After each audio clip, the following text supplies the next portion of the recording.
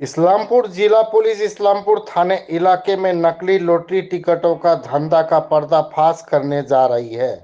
Police एक के बाद एक छापेमारी कर रही है। इसी महीने की 5 तारीख को पुलिस ने मिलनपल्ली के बरोट इलाके में एक लॉटरी दुकान पर छापा मारा और नकली लॉटरी टिकट बरामद किए।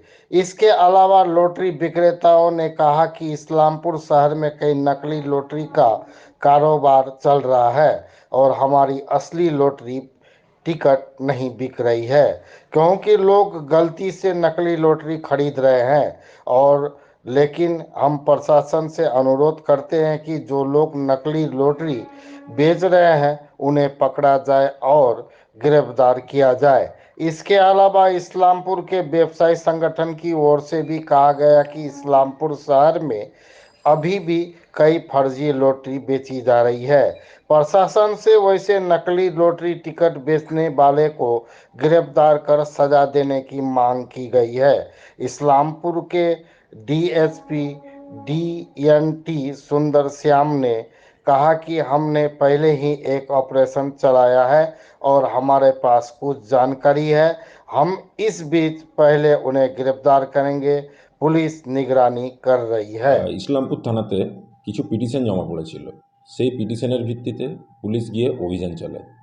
তো কিছু জাল লটারি নিয়ে যে চক্রগুলো ইসলামপুরে রয়েছে সেগুলোতে অভিযান চালানো হয়েছে এবং কিছু কিছু ক্ষেত্রে এটা আমরা যারা এজেন্ট রয়েছে বা যারা স্টকিস্ট রয়েছেন লটারির, তাদেরকেও আমরা একটু সজাগ থাকার জন্য বলবো যে আপনারা এই জাল লটারির যে চক্রগুলো চলছে আপনারা একটু সজাগ থাকবেন।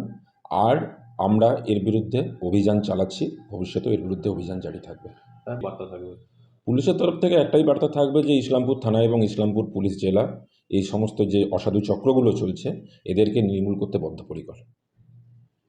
আরও বিক্রি হচ্ছে কোথাও আমাদের কাছে কিছু খবর রয়েছে, কিন্তু আমরা কাউকে অ্যারেস্ট এখনও এই মুহূর্তে করিনি, কারণ এর কিছু আমাদের টেকনিক্যাল কিছু ম্যাটার আছে এবং কিছু প্রসেসও আছে এর মধ্যে।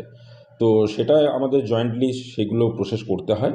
তো সেগুলো করার পরেই আমরা সুনির্দিষ্ট ধারায় এবং যথাযোগ্যভাবে আমরা অ্যারেস্ট করব অভিযুক্তদেরকে।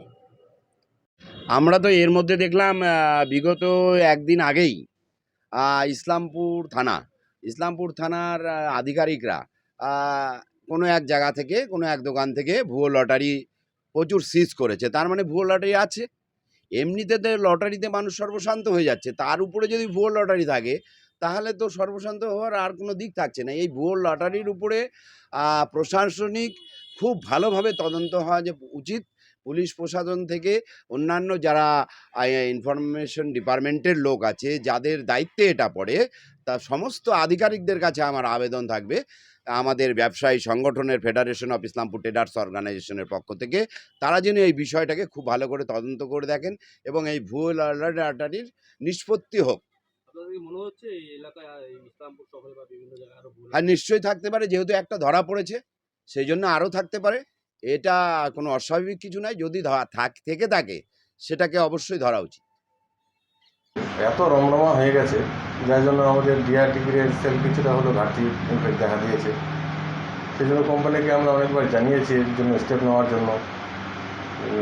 স্টেপ না নিলে তো আমাদেরই একেবারে ঘাটতি হচ্ছে, সমস্যা হচ্ছে। এই জালি টিকিটের কারবার কোথা থেকে যে কী করে আসছে সেটাও বুঝতে পারছি না। অনেক রকম টিকিট মার্কেটে চলছে, সেগুলো যদি কোম্পানি এমন করে আরও ভালো ব্যবস্থা নেয় তাহলে আমাদের লিগ্যাল ব্যবসাটা ভালো থাকবে। প্রশাসনের কাছে আবেদন রাখবো ওনারা যেন এই জালিয়াতি জিনিসটা পুরোপুরি নির্মূল করে দেন ইসলামপুর থেকে, কারণ এর পিছনে কিছু অসাধু ব্যবসায়ী আছে যারা এর সঙ্গে যুক্ত। কী করে কোথা থেকে কী নিয়ে আসছে, কেমন করে কী বিক্রি করছে, এটা তো সদুত্তর একমাত্র প্রশাসনই দিতে পারবেন। আমার নাম বলরাম দাস, ইসলামপুর মা অন্নপূর্ণা এজেন্সি স্টকিস্ট, আমার স্টাফ।